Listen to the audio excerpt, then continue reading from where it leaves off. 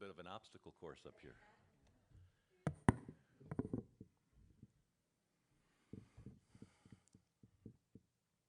It's possible that the first time I was exposed to the music of Carly Simon was as a little boy watching a commercial for Heinz ketchup.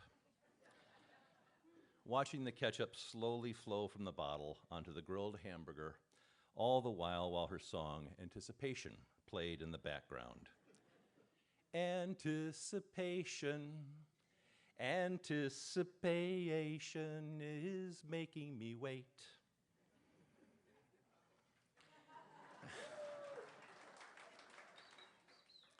Of course, that was back when ketchup came in glass bottles, and when you had to either wait patiently for the vacuum to give way, or rather impatiently bang on the bottom in some futile attempt to make it go faster, or ultimately take a butter knife, jam it in as far as you could, which was effective but messy. For a long time, I thought that's what the song was about, the sweet enjoyment of waiting, whether it was for a delicious condiment to drop onto tasty French fries, or whatever else it was that was worth waiting for. This whole idea of delayed gratification.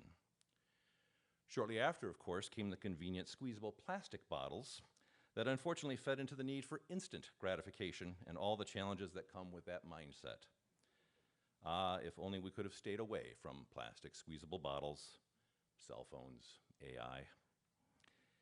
But in fact, that's not really what Ms. Simon was talking about.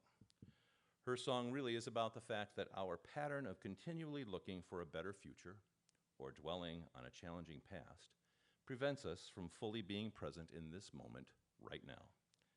These habits obstruct us from giving our attention fully to each other, to ourselves right in this moment. We seem to constantly be in a state of dissatisfaction with our current situation, longing and yearning for it to change.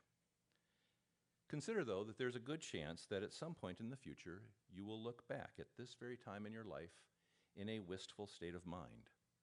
If only you could be living the life that you are living now. We've all experienced the poignancy of looking at an old photograph, hearing a familiar song, running into an old friend or even an enemy. We find that we look back on even challenging experiences with nostalgia. It can be a very bittersweet collection of emotions. For several years in my life as a young man, my brothers, father, and a few friends and I would make a yearly trip up to Ontario, where we would stay in a rustic cabin and fish for walleye and pike. We caught some nice fish, enjoyed some beautiful wilderness, and had some very easy and very smooth trips. But it was the challenges that we all remember now. The time when the truck broke down and my brother Joe had to fix it with some wire from a coat hanger. The time when the sudden storm came in and the waves were terribly high and my brother Matt and I got into a fierce argument over how fast we were going in the boat. Whereas my father got progressively debilitated with Parkinson's disease and we went to more and more effort to bring him with us. Even bringing in his reclining chair on a couple of trips, and even giving him enemas to help him have a bowel movement.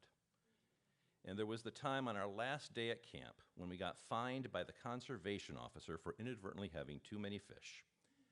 Though we made the best of it later on that evening by skinny dipping, smoking cigars, and listening to Bob Marley sing "I Shot the Sheriff." When I was living in the midst of those moments, I was not even dimly aware that the Tod of 2025 might look back on all of that with a desire to be back there again. But my father died shortly after that, and my brother Matt also.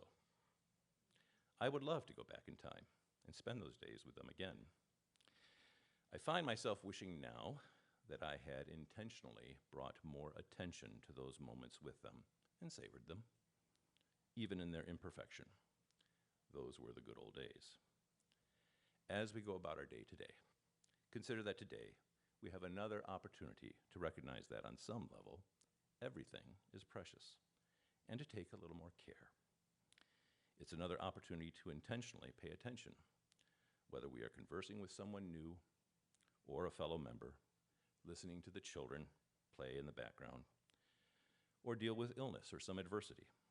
We can connect with our life, even in the midst of pain and suffering. We can remember to savor this day and everything that it brings.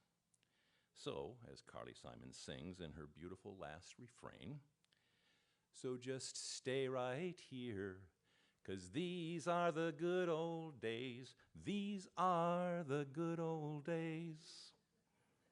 Namaste.